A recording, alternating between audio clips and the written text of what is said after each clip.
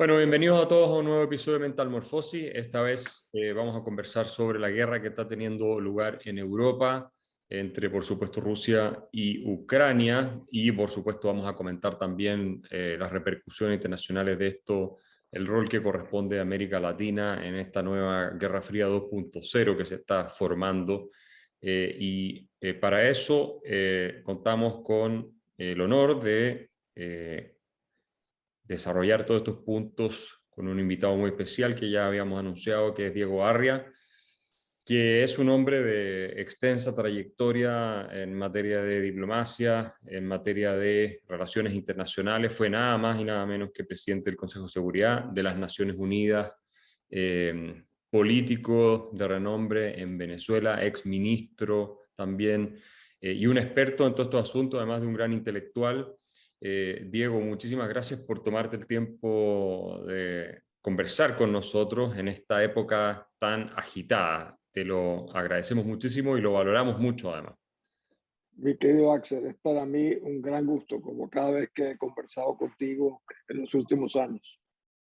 Bueno, quiero ir derechamente al tema de la guerra. Hay dos teorías que están circulando respecto a la agresión a Ucrania, básicamente, que uno puede constatar en los medios de comunicación. La primera es la idea de que Putin es un personaje que es un expansionista, incluso lo llegan algunos a comparar con Hitler, que a mí me parece un poco exagerado, pero bueno, que es un expansionista, que tiene este sueño de la Rusia imperial, y que cree que Ucrania forma parte de la historia rusa de manera monolítica, que vendría a ser un pueblo ruso más. En fin, que Rusia surge en Ucrania, toda la historia del Imperio Ruso, finalmente tiene sus últimas raíces en Kiev. Toda esa teoría de que él básicamente lo que busca es expandir, crear, consolidar lo que era el Imperio Ruso, que se respete a Rusia como una superpotencia, y que no puede lograrlo porque es una superpotencia en decadencia en realidad. Entonces, por un lado, uno observa este tipo de comentarios, algunos dicen incluso que Putin ya no está actuando racionalmente, que vendría a ser un hombre errático, que tiene impulsos, que lo de esta guerra no tiene ningún sentido desde el punto de vista racional para Rusia, porque no tienen ni una manera de dominar a Ucrania realmente. Podrán derrocar al gobierno, pero dominarla es otro asunto y pasarla a la influencia y la dirección rusa es otro. Hay académicos que dicen que Rusia se arruinaría completamente si intentara controlar Ucrania de manera, digamos, como se intentó hacer con Afganistán, incluirlo a la esfera occidental y que funcione como una sociedad, en este caso bajo la dirección rusa, y que eso sería algo imposible de conseguir y por lo tanto se terminarían arruinando en términos económicos, por lo que eso les costaría y también porque políticamente no sería viable, incluso militarmente tendrían problemas por mucho tiempo. Ese es un análisis. El otro, y que me gustaría conocer tu opinión, es que a Rusia se le provocó a entrar a esta guerra. ¿Por qué? Bueno, por la expansión sistemática que tuvo la OTAN, que hubo varias oleadas de expansión de la OTAN en circunstancias de que se le había prometido ya, incluso a Yeltsin, incluso a Gorbachev, que la OTAN no iba a extenderse más allá de donde se encontraba en sus países, digamos, originales, o al menos no se iba a expandir hacia la frontera rusa. Y que entonces el año 2008, cuando la OTAN anuncia que había la probabilidad de que se incluyera a Georgia, por ejemplo, y a Ucrania, entonces Putin va e invade Georgia. Tiempo después, bueno, tenemos la caída, podemos hablar de todo eso, del régimen de Yanukovych, porque se acerca a Rusia en un determinado momento, y se organiza toda una revuelta que Occidente apoya, en fin, termina saliendo Yanukovych, y eso también fue una señal intolerable para Putin porque los occidentales estaban intrometiendo en su esfera de influencia. Se incluyó a los países bálticos en la OTAN, en fin, toda esta teoría de que la OTAN está acorralando a Putin y que él mismo la ha dicho y viene mucho tiempo diciéndola. ¿Cuál es tu visión de por qué se produce esta guerra? ¿Por qué Putin toma esa decisión bastante eh, impresionante, impactante, digámoslo así? Incluso tomó hasta cierto punto por sorpresa a muchos líderes occidentales, a pesar de que los servicios de inteligencia, la CIA y el servicio de inteligencia británico ya habían interceptado información que da cuenta de que iba a haber una invasión cuando Putin la estaba negando. ¿Cuál es tu visión de este asunto, Diego? Si nos puedes ayudar a entender, desde tu punto de vista, cuáles son las causas de esta invasión. Bueno, yo creo que en las dos opciones que tú has mencionado, en una u otra medida, eso es lo que está sucediendo. Eh, ambas, en mayor o menor grado, son las correctas. Tal vez haya una tercera, el hecho de que al año 91, yo nunca lo olvidaré porque yo estaba con el secretario general Pérez de Cuellar en Nueva York el 25 de diciembre, cuando llegó el embajador soviético de esa época, Vorontsov, para decirle y decirnos, la Unión Soviética dejó de existir hace media hora. Es increíble. En 14 líneas, un imperio de 70 años colapsó. Imagínate el impacto que nos dio a los 4 embajadores que estábamos con él. Pero entonces yo creo que Occidente, en vez de celebrar esto como una cuestión, un triunfo de todos los países en el fondo, incluyendo a los rusos, a la gente, lo tomó como que había esa derrota tremenda al imperio soviético, en vez de acercarlo cada vez más. Yo creo que se perdió una oportunidad de oro de realmente jalar a Rusia, estando Yeltsin, no más de la salida de Gorbachev, incluso con el mismo Gorbachev, a pesar de que Gorbachev dice que Reagan le ofreció que no iban a extender la OTAN hacia el territorio en esa época soviético y ruso. Pero en realidad uno olvida mucho, Axel, cuando se habla, por ejemplo, de que el señor Putin seguramente perdió el sentido común, de que se olvida quién es Putin. El coronel Putin, ex jefe de espías soviético en Alemania Oriental, luego el político Putin, que cuando llega al poder es un hombre que genera una situación en Chechnya que le cuesta 20 o 25 mil muertos en Grozny, solamente acabó con la ciudad. Es el mismo hombre que luego va a Siria y arrasa con Alepo en Siria, una destrucción de 50, 100 mil personas, bombardea hospitales, con lo cual la gente no tendría que estar horrorizada de que ahora también está haciendo lo mismo en Ucrania. Es un hombre que envenenaba a sus opositores hasta en las calles de Londres, los envenena a 3 cuadras del Kremlin. O sea, la naturaleza criminal de este hombre es un hecho absolutamente demostrado. Entonces yo creo que la otra teoría, evidentemente para mí, una de las más creíbles, es el efecto de demostración contagiante que para un hombre que es un tirano, autócrata, que controla los medios de comunicación, las elecciones, tener una Ucrania cada vez más democrática y más próspera, eso sí era un problema de seguridad nacional para él. La comparación. La otra cosa es que los ucranianos no son cualquier pueblo del mundo, es un pueblo muy, muy valiente, como lo estamos viendo. Por cierto, me interrumpo a mí mismo, como decía Churchill, he vuelto a ver el documental Winter on Fire de Netflix, que es Maidán, la Plaza Maidán en el año 14. Y yo te recomendaría a los que te ven que lo busquen en Netflix, porque ahí se darán cuenta qué clase de gente son estos ucranianos. No son gente cualquiera. Tienen un sentido de la dignidad, de la libertad y una aspiración de ser europeos, como tú dices. El amigo Yanukovych, en vez de firmar el convenio con la Unión Europea que esperaba a Ucrania, lo hace con Rusia. Y ahí comienza realmente, desde esa época, está planteada esta guerra que estamos hoy en día observando por televisión como ninguna otra guerra en la historia del mundo.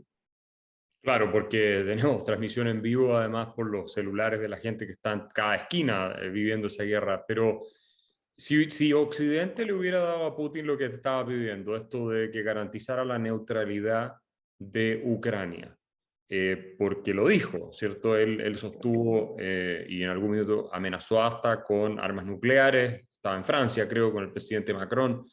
Y si le hubiéramos dado eso, los occidentales, mira, Putin, te garantizamos que Ucrania jamás entra a la OTAN, ¿habría ocurrido, tú crees, igualmente la invasión?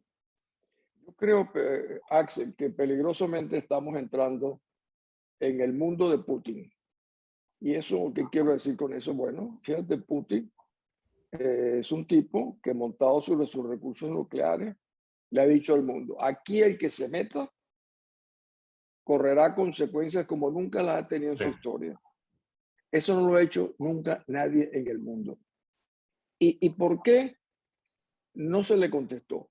Curiosamente, nuestro amigo Neil Ferguson, hace un par de días publica algo, o lo vi en una entrevista, donde él decía, el mundo debió decirle, mire, nosotros tenemos más ojivas nucleares que usted y no le diremos cómo las utilizaríamos.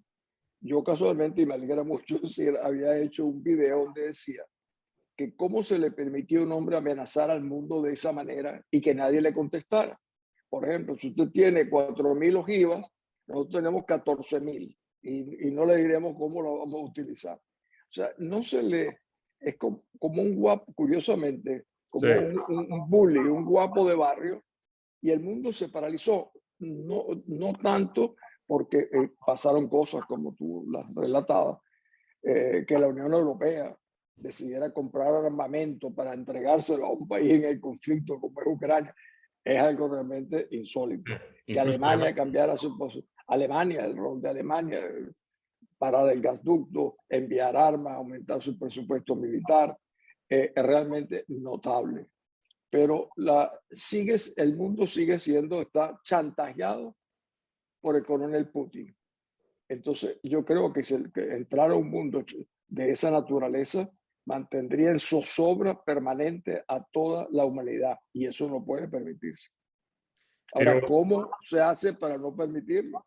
esa es la gran pregunta. ¿Y qué tan probable crees tú que esto termina en una guerra nuclear o una tercera guerra mundial? O si es que uno realmente se toma en serio a Putin y dice, bueno, no le vamos a permitir que sea un buen... ¿Cuál es la probabilidad, crees tú, de que él esté haciendo un bluff, que esté blufeando, que sea una amenaza vacía, o que él realmente esté dispuesto, dadas ciertas circunstancias, a utilizar armas nucleares? O sea, evidentemente, si hay una invasión completa de la OTAN a Rusia, va a usarlas, pero eso es como obvio. Pero en una zona más gris, ¿crees que él estaba haciendo un bluff o crees que es en serio lo que él dice?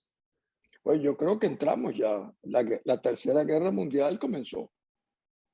¿A qué te refieres con eso? ¿Te refieres a que... Bueno, Pero, cuando ya tú comienzas a someter, hay distintas armas. Las guerras se comienzan unas a balazos, otras con presiones, otras con amenazas.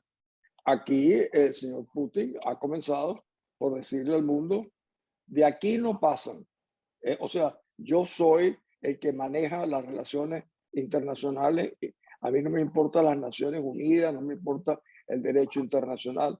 Recuerde algo, yo estaba presenciando la reunión del Consejo de Seguridad de las Naciones Unidas, que lo presidía el embajador ruso en ese momento, y mientras hablaban los miembros del Consejo, Putin declara la guerra a Ucrania. Era diciendo al mundo, mira, a mí me importa todo lo que ustedes, nada de lo que ustedes están haciendo, ni el Consejo de Seguridad, ni las Naciones Unidas.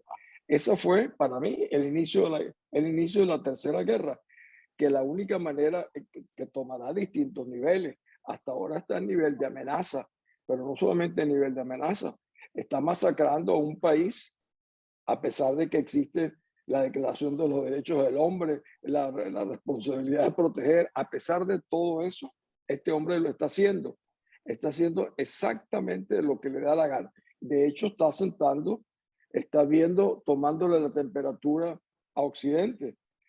Esta tarde de repente entra en Moldova o algunos de los otros países bálticos, porque si no si la OTAN, si el mundo le dice, mire, nosotros no vamos a proteger a que maten a nadie ahí, porque ellos no son miembros de nuestro club.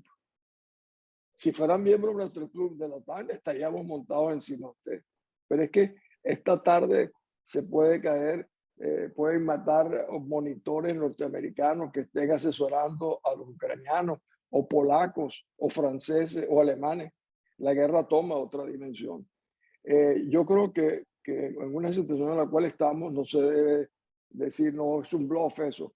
Es muy peligroso pensar que eso simplemente es la circunstancia en la cual estamos. Yo me imagino que los sistemas estratégicos de todos los grandes países en este momento tienen que estar pensando cómo reaccionar y no han llegado a decir vamos a poner en alerta los sistemas nucleares nuestros, que por cierto no es la nomenclatura que se utiliza para ese tipo de situaciones, porque esto evidentemente crearía un sentido de inestabilidad en la economía mundial, en la seguridad mundial extraordinario. Ha sido mucho más responsable que el señor Putin.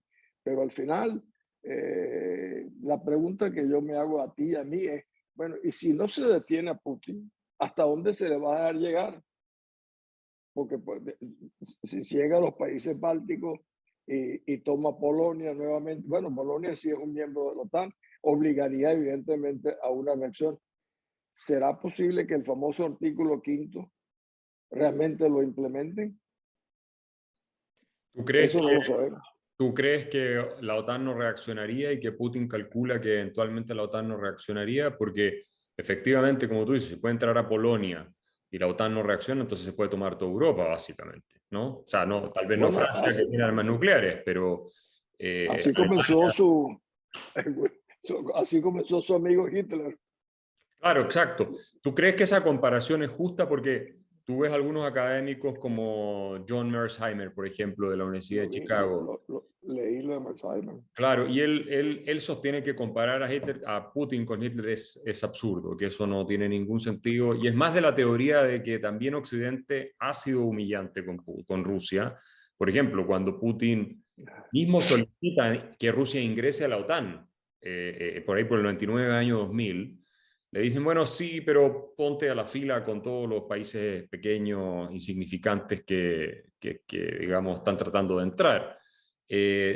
Hay una especie de desprecio por ese lado. También Putin, creo que incluso se le ocurre, esto se lo oí a otro académico en Yale, que Rusia puede integrarse con la Unión Europea en algún momento. O sea que tuvo inclinaciones occidentales según esta lectura. Fue permanentemente despreciada Rusia y humillada hasta cierto punto por los occidentales. Entonces, en eso sí se podría parecer un poco a Hitler, ¿verdad? O sea, esa sensación. Por eso te decía que Occidente perdió la oportunidad de jalar a Rusia Exacto. a eso. En eso Mersheimer tiene razón, aunque él tiene puntos de vista que yo, es un hombre excepcional, sin la menor duda. Pero, por ejemplo, cuando tú ves que Hitler quiere los Sudetenland, los Sudetes, nuestros amigos Chamberlain de la DIE dicen, piensan que Hitler se va a quedar feliz Con y eso. tranquilo y se le acaba el apetito territorial y al año invade toda Checoslovaquia y un poquito más del año invade Polonia. Bueno, aquí los Sudetenland es Donbass.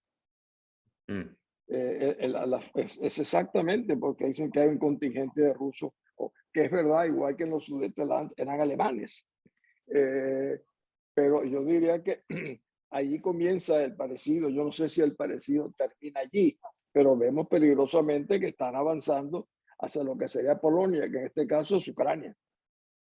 Ahora, la visión de Hitler era muy, por supuesto, irracional, megalómana, inmersa en una ideología totalitaria. Incluso en el Tercer Reich hubo mucho consumo de drogas. Hitler mismo terminó siendo un drogadicto, morfinómano. A eso ya hay biografías que lo están mostrando, hace tiempo, de hecho, incluso.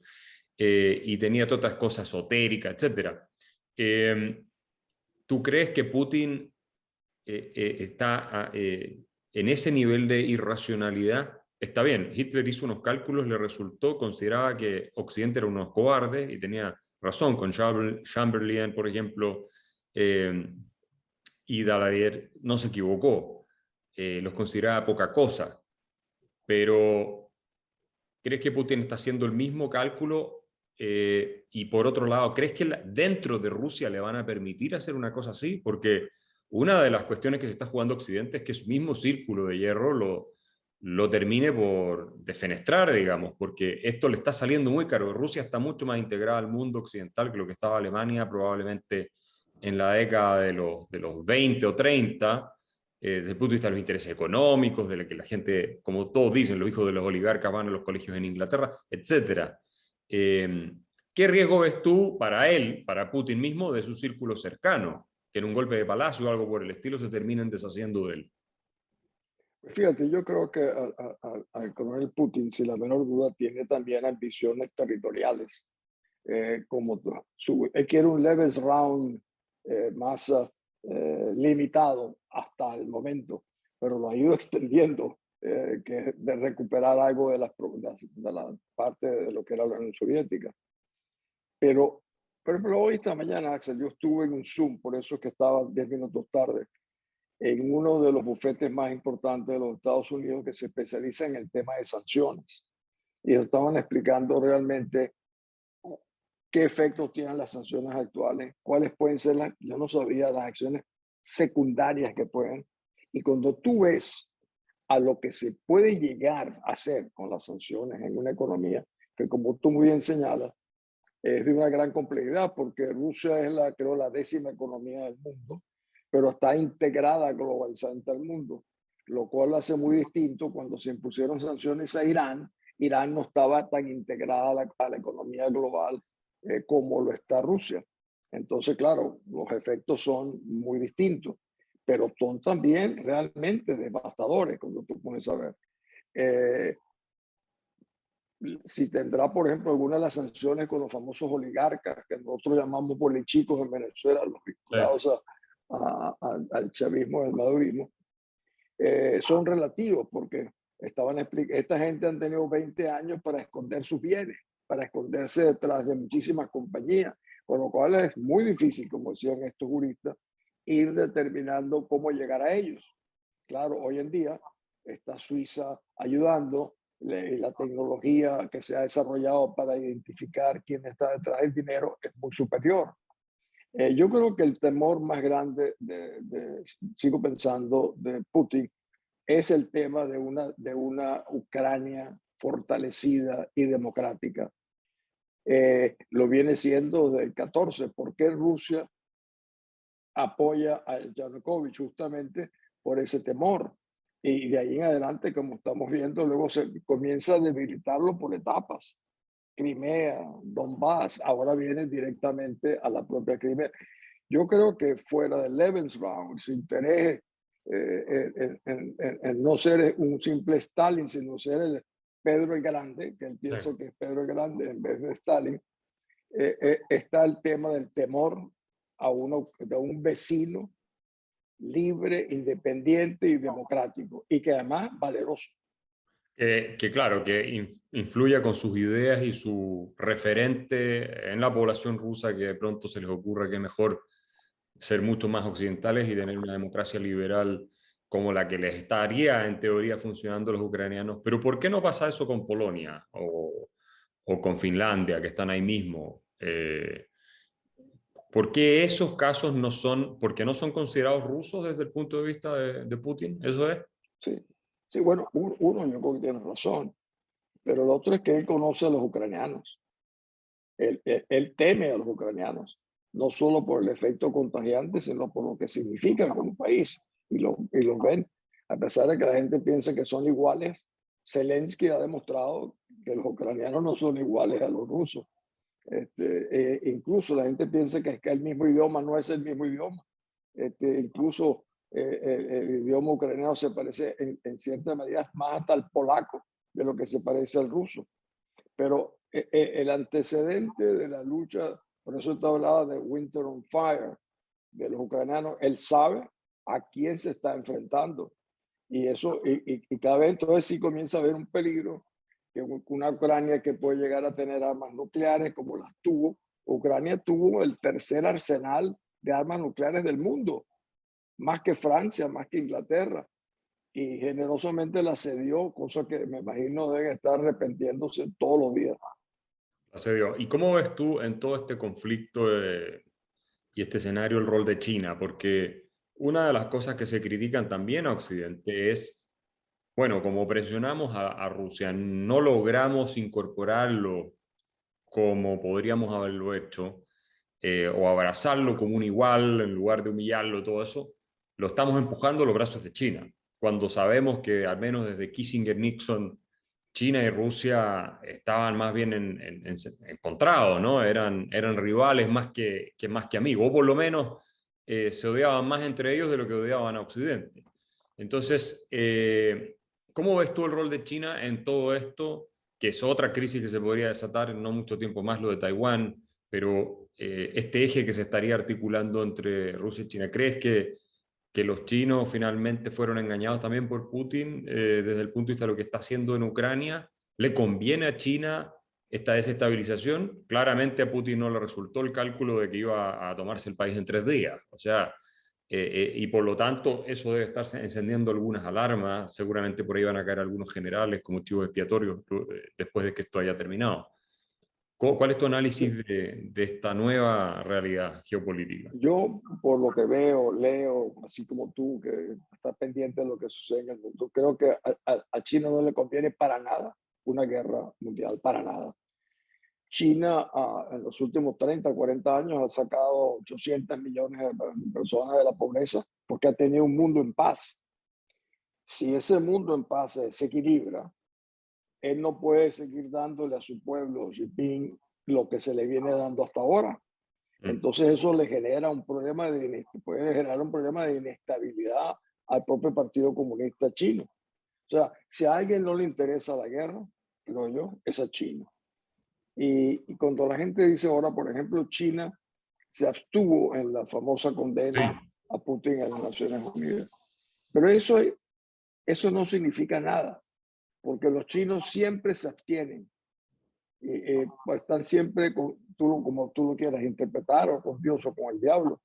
Cuando yo estaba en el Consejo de Seguridad, yo relataba que el embajador se llamaba Ping, y que luego fue canciller de China.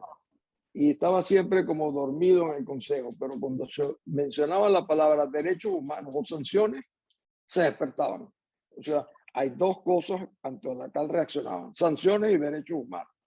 Entonces, ante esos temas, siempre los chinos, la posición es la armonía, todo en paz, etcétera.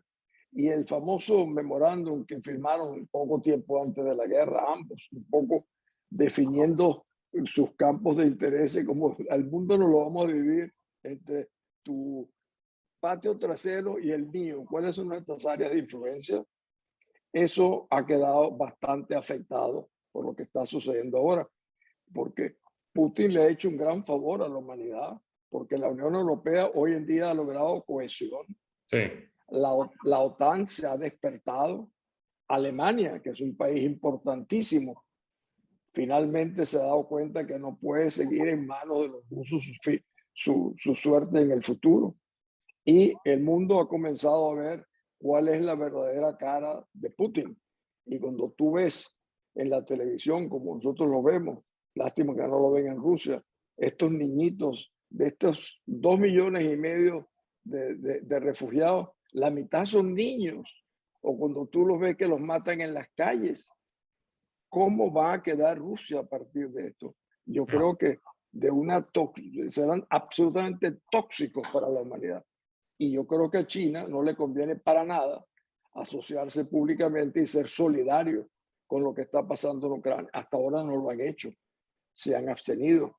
Y te repito, de la paz del mundo depende, y China no está dispuesto a enfrentarse a las sanciones de los Estados Unidos y la Unión Europea, porque a pesar de que sí es posiblemente la primera economía del mundo, depende internacionalmente de las relaciones que tenga con los demás. Y en este momento yo no creo que China se va a jugar de ninguna manera por el señor Putin a enfrentar a todo el mundo. Yo no lo creo. No, y yo diría que también es sobre todo por el soft power, porque ponerle sanciones similares a China de las que se le pusieron a Rusia yo creo que es inviable para Occidente. Las Sí. economías están demasiado entrelazadas y el costo sería... Mi iPhone no no No, tendría claro, más el iPhone. Sí. claro, y todo el sistema de comercio internacional, el sistema Es muy distinto. finalmente de pagos, de financiero, etcétera, sería un colapso para nosotros también. Yo creo que ahí con Rusia todavía se puede hacer porque no es una economía muy grande, es una economía pequeña del tamaño de la economía española más o menos, pero con China ya estamos hablando de otro calibre en esa materia. Creo que las sanciones sería igual que sancionarnos a nosotros mismos. Si ya Rusia nos genera Exact- problemas, ¿verdad? Porque Exactamente. el tema Exact- energético con Rusia eh, y los granos, de todo eso, vamos a ver cómo se van a disparar los eh, precios de los alimentos, todo eso es muy complicado. Pero, ¿qué dices tú de este argumento que se oye de las personas más críticas que dicen, bueno, sí, Occidente tiene razón en condenar la invasión a Rusia, perdón, a Ucrania de parte de Rusia, que es ilegal, pero ¿quiénes son los occidentales para venir a hablar? Vean lo que hicieron en Irak. El gobierno norteamericano lideró una invasión a Irak, sacó a Saddam Hussein sobre una base completamente falsa de mentiras que tenía armas de destrucción masiva que nunca se encontraron. El Occidente, Estados Unidos, en la época de Clinton se metió también digamos, en la masacre que se estaba haciendo ahí en Kosovo, y básicamente removieron a Milosevic y fue una cuestión completamente unilateral, donde no había obviamente consenso del Consejo de Seguridad de las Naciones Unidas porque los rusos no iban a votar a favor de algo así, eso está claro, los chinos probablemente tampoco. En fin, miren lo que hicieron en Libia con Gaddafi, sacaron a Gaddafi y hoy día Libia es un estado fallido prácticamente, donde costó cientos de miles de muertos. Todas estas cosas costaron cientos de miles de muertos, con niños, con víctimas inocentes. Si hay gente que argumenta eso, ¿con qué autoridad moral viene Occidente a decir este tipo de cosas? Desde el punto de vista del discurso, porque sabemos que en la realidad la autoridad moral o no, no juega el rol que importa desde el punto de vista de los equilibrios de poder, pero ¿cómo respondes tú a ese tipo de críticas? ¿Tienen algún fundamento o son realidades diferentes? Yo creo que todo lo que tú has dicho es correcto, pero yo vi un razonamiento que te lo voy a repetir. En la Asamblea General de las Naciones Unidas, la canciller alemana, que es del Partido Verde, haciendo referencia a todas estas cosas que tú has dicho, dices, todo eso es verdad en el pasado. El rol de mi país, Alemania, es también en el pasado, pero hoy estamos en el presente. Evaluemos lo que está pasando ahora y no decir que porque en Irak, en Libia, en Yugoslavia, entonces no se puede actuar frente a un crimen que estamos viendo Claro. hoy en día. O sea, estamos chantajeados por el pasado. No, no podemos estar chantajeados por el pasado. Estamos viendo una cosa ahora y el mundo se ha equivocado casi siempre. Pero ¿por qué tenemos que seguirnos equivocando?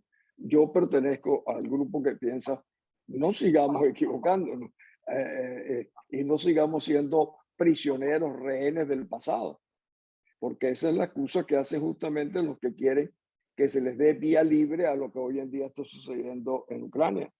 Eh, y señalando, por ejemplo, bueno, que los alemanes hicieron tal holocausto, los americanos se metieron en Libia, en Yugoslavia, en Sudán, en fin, en medio mundo. No. Hoy en día, un poder del tamaño de Rusia, utilizando el chantaje de los recursos nucleares, ha puesto en vilo la seguridad del mundo. Ese es el punto actual que para mí hay que discutir. Y para ir ya cerrando, ¿cómo crees tú que termina este asunto entre Rusia y Ucrania? ¿Ha habido un poco más de flexibilidad de parte de Rusia en propuestas de paz, básicamente negociar? Están pidiendo a Ucrania que establezca, por ejemplo, la neutralidad en la Constitución. Ya están relajando la exigencia de la desmilitarización completa de Ucrania, incluso de cambio de régimen. Eh, ¿Crees tú que ya estamos acercándonos a un desenlace donde va a haber algo negociado? ¿Y cómo crees tú que se podría ver un acuerdo de paz entre Rusia y Ucrania? Porque de alguna manera esto tiene que terminar, me imagino, y que no va a soportar mucho tiempo más porque tampoco a Putin le conviene. Yo vi que hoy se iban a reunir el canciller Lavrov y el canciller ucraniano. Yo francamente creo que no hay muchas probabilidades de esa salida. porque recuérdate que ya no es una salida solo para Ucrania. En Ucrania se están jugando valores que nos afectan a todos nosotros, porque ya sabemos que Ucrania no está solo completamente en esta confrontación. Y lo que acepte Ucrania es algo que entonces estaría aceptando en gran parte del mundo que vive en libertad. O sea, es algo en el cual yo creo que Zelensky lo dijo muy claramente. Esto es, nosotros estamos salvando a Europa porque luego vienen ustedes. Y yo diría más que Europa, son los valores de la libertad, de la dignidad, de la democracia, los que se están discutiendo allí. Por lo cual, no basta imponerle un país que ponga en su constitución que es neutral, que reconozca que la parte del territorio que le robaron se legitime. Es realmente muy preocupante porque entonces eso permite otros países invadir otras regiones, porque luego entonces lo que hago es exigir determinadas condiciones que ya fueron aceptadas. O sea que yo creo que lo que nos estamos jugando es sentar o no sentar un precedente para que el mundo viva en estabilidad o para que el mundo viva en una permanente preocupación de inestabilidad. ¿Cómo conciliamos entonces o hacemos las paces con Rusia? Tal vez con Putin va a ser imposible, van a tener que deshacerse de él, pero ¿cuál sería tu sugerencia respecto a si se llega a una paz y esto se resuelve? Yo creo que está en el interés, más allá de los principios y los valores. Supongo que Zelensky no quiere que se siga masacrando su población, que quiere volver a la paz. Los rusos no quieren seguir exponiéndose a una cosa un poco humillante que le está costando una fortuna, que además le está costando muchos muertos, está desestabilizando el gobierno de Putin gradualmente dentro de la misma Rusia.